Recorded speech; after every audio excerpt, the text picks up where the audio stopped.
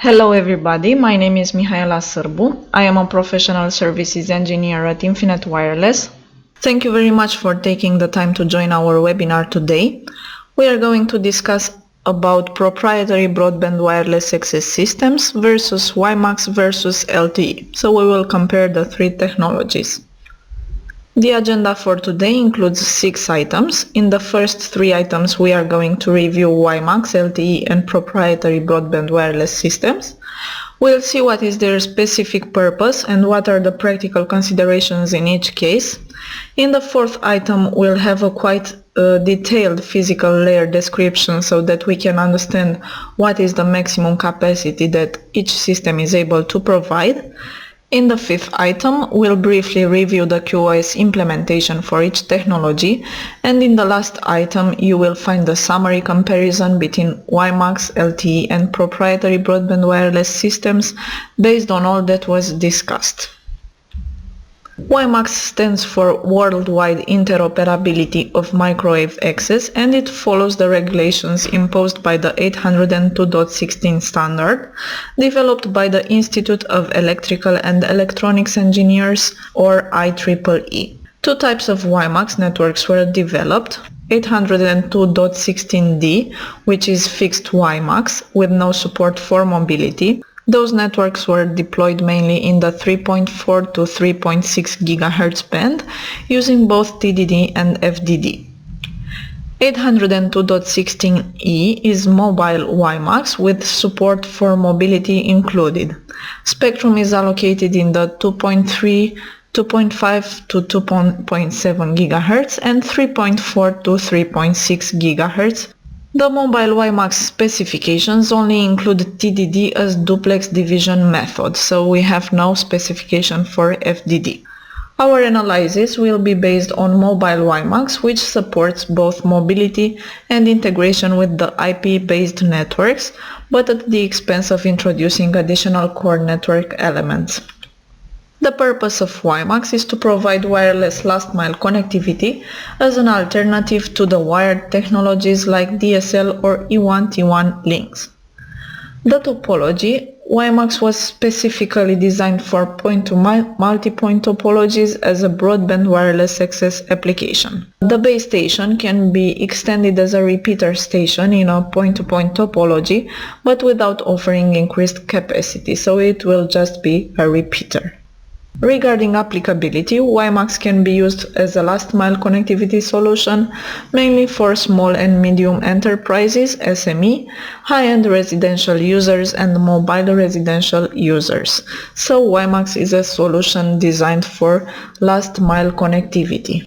IEEE only specifies the physical and MAC layer functionalities, however it does not include any recommendation for the WiMAX network architecture. The WiMAX Forum, which is responsible for promoting the WiMAX technology and for performing interoperability tests, has developed a hierarchical architecture that has the scope to interconnect the WiMAX network with other types of networks, including the Internet or other packet-switched mobile networks, and also it has the scope to provide mobility support. The architecture is comprised of an access service network for radio connectivity management and a connectivity service network providing mainly IP connectivity services, and that can include servers, databases, gateways. The mobile stations refer to devices that feature external WiMAX extensions like external modems, WiMAX PC cards, WiMAX USB dongles, or devices that have embedded WiMAX functionalities. The access service network provides network functions like radio resource management, location management, quality of services and handover. As we can see, there is a complex interaction between the access service network nodes and the CSN nodes, with additional functionalities for authorization, authentication and mobility management on the core network side. Using a hierarchical architecture brings along a couple of practical implementations, so there will be a complex signaling between the network nodes, and this leads to delay caused by processing. The initial investment costs are higher as additional core network elements need to be purchased, and the network management is more complex, as well as the understanding of the network functionality by the personnel which is involved. Let's move forward to LTE. LTE stands for long-term evolution, and it was developed by the Third Generation Partnership Project, or 3GPP, in association with ETSI. So LTE is also standard-based. LTE is implemented in various frequency bands like 700 to 900 MHz, 1.8, 1.9, 2.3, 2.5 GHz, depending also on the region of the world where it is implemented. Both TDD and FDD are available, but most of the compact LTE systems will use TDD as duplex division method. The purpose of LTE is to provide last-mile connectivity to a large number of mobile users or devices. It represents the next generation of mobile networks by naturally following after the GSM and UMTS technologies. Regarding the topology, LTE-based solutions can only be implemented in a point-to-multipoint topology. The applicability range covers the last-mile connectivity solutions for small and medium enterprises, mobile devices, high-end residential users, and CCTV, for example. Compared to UMTS and GSM, LTE brings along a new radio interface with higher speeds and a new core network, offering an end-to-end IP-based system. We talk again about a hierarchical network structure, and the operation of the base station is directly depending on the functions provided by the core network elements.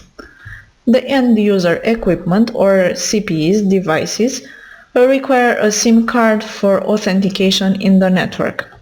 The network structure is comprised of the Evolve UTRAN segment, which includes the radio base stations, and the Evolved Packet Core Network containing the MME for radio control, the S-Gateway for mobility support, and the PIC Gateway for offering connectivity with external IP-based networks.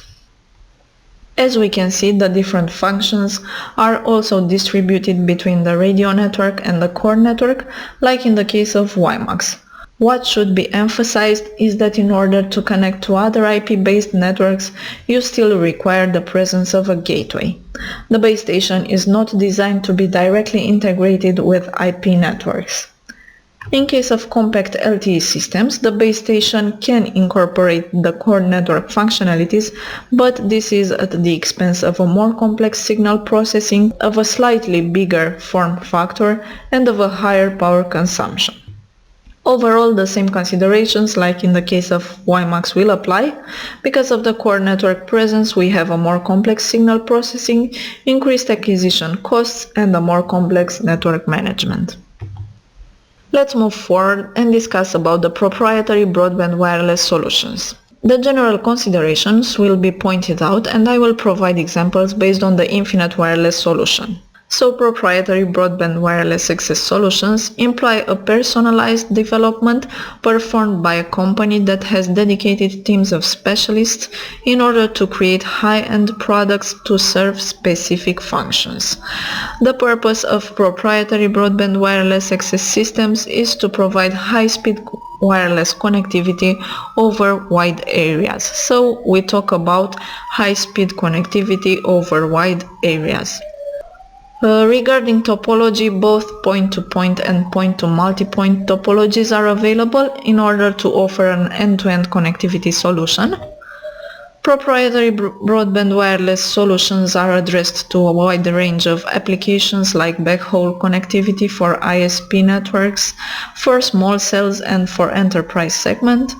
Broadband wireless provides also end-to-end connectivity for CCTV. It also successfully addresses to mobility projects and to the energy and natural resources segment. The key differentiator is that proprietary broadband wireless solutions do not have a hierarchical network structure with support from a core network. We can see in the picture a typical topology using Infinet Wireless units to offer last mile point-to-multipoint connectivity, followed by high-speed point-to-point connections that address the capacity and availability requirements of the aggregation backhaul segment. Let's sum up the benefits of proprietary broadband wireless systems. First of all, the products are specifically designed for direct connectivity and integration with the IP networks, and they implement a rich set of networking protocols and features. The products usually implement standard protocols, proprietary extensions of standard protocols, and also new proprietary technologies in order to best accommodate to the practical applications.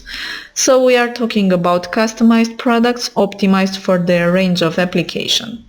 The picture shows a summary of the protocols and technologies implemented by the Infinet Wireless units, so you can get a big picture about the richness of the protocols and features implemented.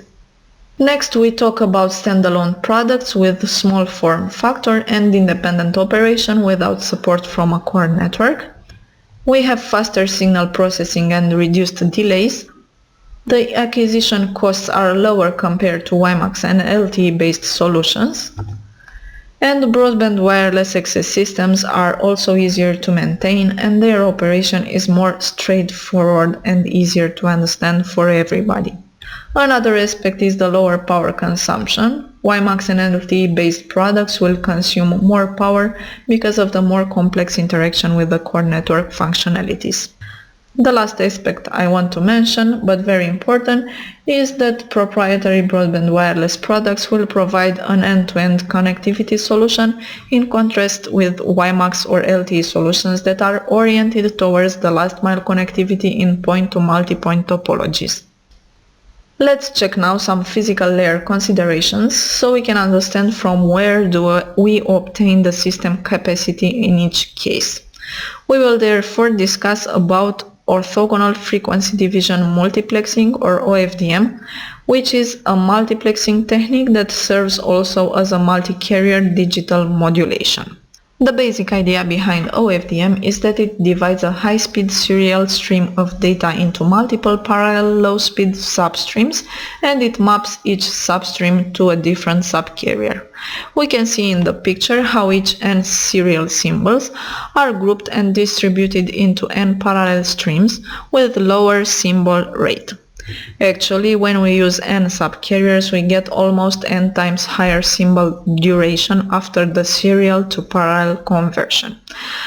This increased symbol duration helps a lot in counteracting the inter-symbol interferences, or EC, which are caused by multipath propagation, so this is a great advantage over the classical high-speed serial transmissions.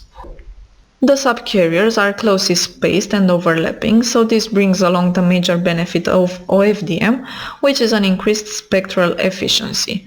For the available bandwidth, we can transmit data at almost the maximum theoretical capacity for a given signal-to-noise ratio that will characterize the transmission channel, the physical transmission channel. So we transmit data very efficiently. The way we space the subcarriers and the number of subcarriers will tell us the channel bandwidth. We can see an example for the Infinet Wireless transmission that uses 128 subcarriers spaced at 312.5 kHz, so this gives us a total of 40 MHz channel bandwidth. The low-frequency subcarriers will be translated to the RF carrier frequency. In our example, the data is carried out on a 3.5 GHz central frequency, and the components of the transmitted signal lie within the 40 MHz bandwidth from 3.48 GHz to 3.52 GHz. However, the graphical representation is only a smooth approximation of the spectrum of the signal. So when adding up the subcarriers, we actually get a random amplitude variation that goes within large limits, and this is a disadvantage of OFDM. It has a high peak to average variation in power or amplitude, so the amplifier of the receiver must be able to catch all those variations. Two important notices at this point, and it will soon add up in exact numbers for each technology.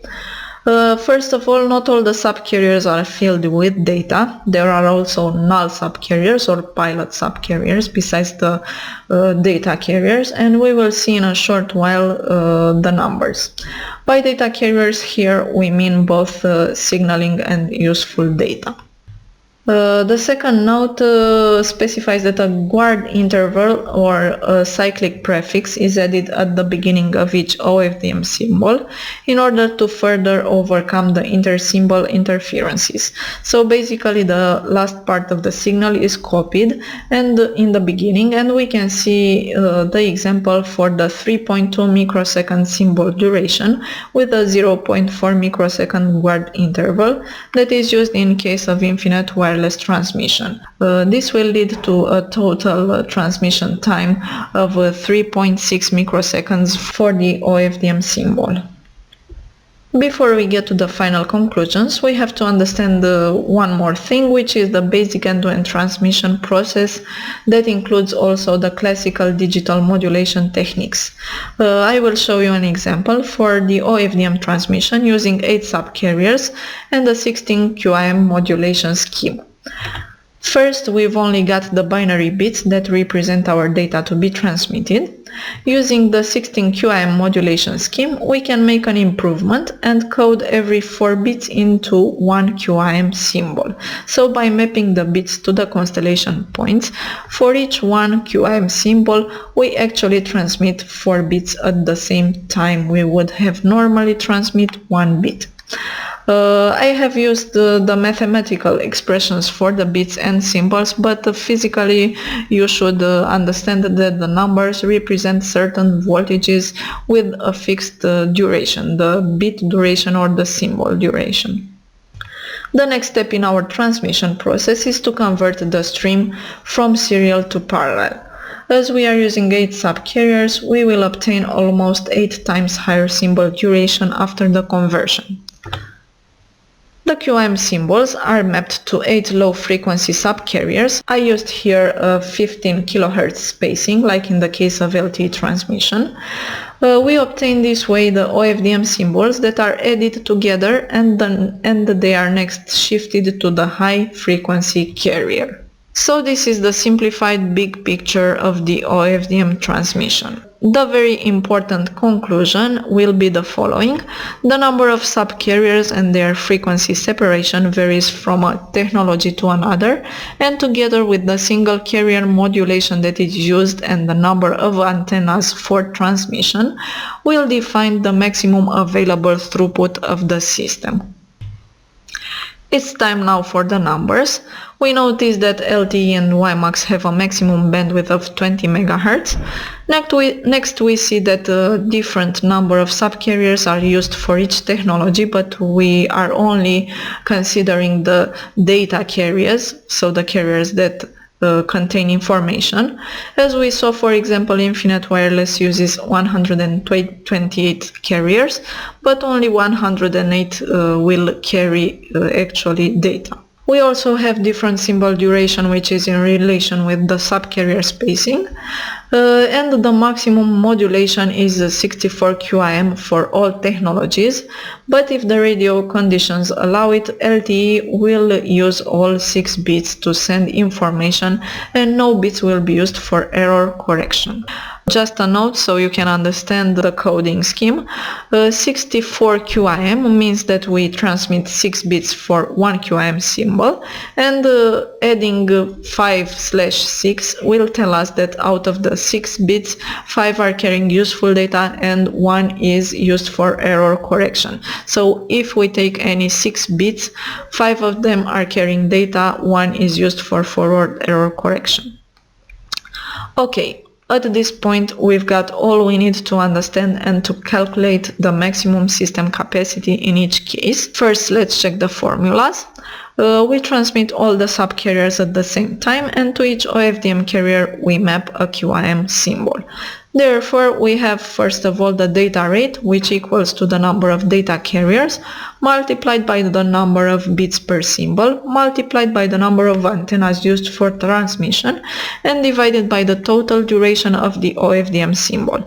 This gives us the physical data rate that takes into account only the data carriers and the useful bits.